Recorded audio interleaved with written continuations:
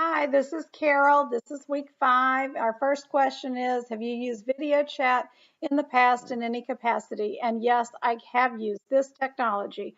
My daughters and I use FaceTime. We use it pretty regularly because we live so far apart, and being able to see each other helps the miles kind of fade away, and we all like that. So it's a good way to check out an outfit or let me show you my new hair color or whatever. So that's something that we really like. It's very personal and we like that.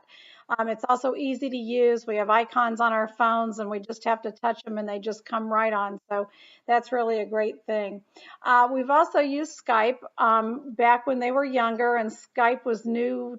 I guess just new on the horizon, certainly new to us. We did try and use Skype. In the early days, we had computers that did not have built-in cameras, so we had to go and buy a camera to attach to our computers, and that was a little hard for me to figure out because I wasn't sure exactly what kind of camera to buy, and so that was difficult at first, I guess. I think the difference that I saw in Skype and FaceTime was that back when we tried Skype, it was sort of stiff, and you could talk over each other's words and you would lose words, and it was sort of robotic, I guess, and FaceTime seems more fluid. But when I looked at the link that Dr. Langhorst gave us, it certainly seems very sophisticated, and they show it in the business setting, doing like business conferencing, and I'm sure you could do many lessons or lectures or that kind of thing in a school setting. So I suspect that what we were doing was in the early days of Skype, and that it seems much improved from that. Um, as far as Google Hangouts are concerned, I've actually seen that in action. We were asked to try that in our Humanities 5500 class here at Baker, and it was an optional thing. We got optional points, and it was sort of nerve-wracking to try it, but it was fun too.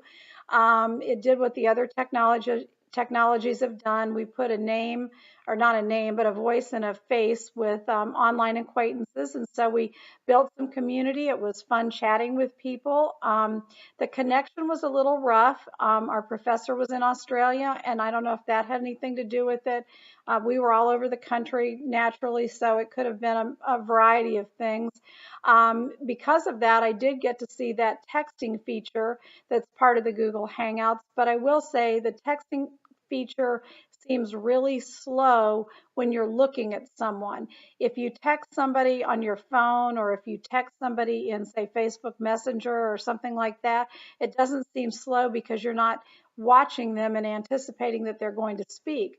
But when you're watching someone and you're waiting for them to speak, or you're watching them type as they're sitting there, it seems very slow. So that to me almost seemed like you were stepping back. And so that was strange about the texting in the Google Hangout.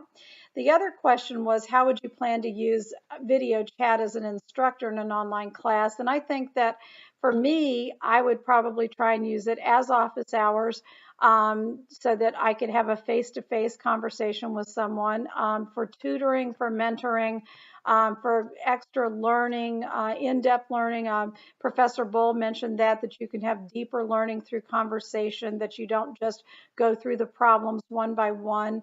I think that I would have some definite technological challenges if I tried to do something like he did, where he was drawing problems out and emailing them to himself. I would like to say that I felt like the video portion that was the link in the article that was provided, the Holding Virtual Office Hours via Google Hangouts, that Professor Bull had.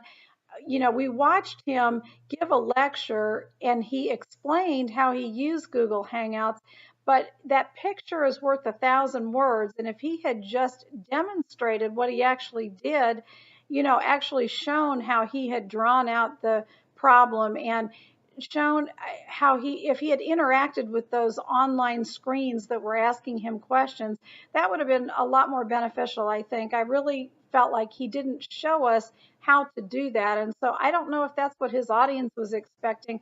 I kind of expected that, and that would have been beneficial to me to see that. Maybe that's not possible to do. I don't know, but I felt like that would have been, that was sort of a missing link in that particular video, I thought. The other thing is I did laugh a little bit when I read the article, 6 Tips to Use Google Hangouts for Synchronous Learning. I feel like the article was a strong article in that it gave some really good tips for using the Google Hangouts and good reasons to do it, for some collaborative learning, for some instant feedback. I think that it showed a really organic flow of thought and collaboration, as they said. But they also gave options for opting out, which I thought was interesting. For instance, if you don't want to use the video portion of Google Hangouts, you don't have to do that. You can just use the audio. So then why not just use an audio file? And they also said that if you can't be there for it, then you can just record it, or you can just have a script, or you can have both. I can see the advantage of a script, but it seems like if you take away those components, that there are other things that can do that just as well. So I would be interested to see what you had to think about opting out of the Google Hangouts full capacity. So thanks and bye.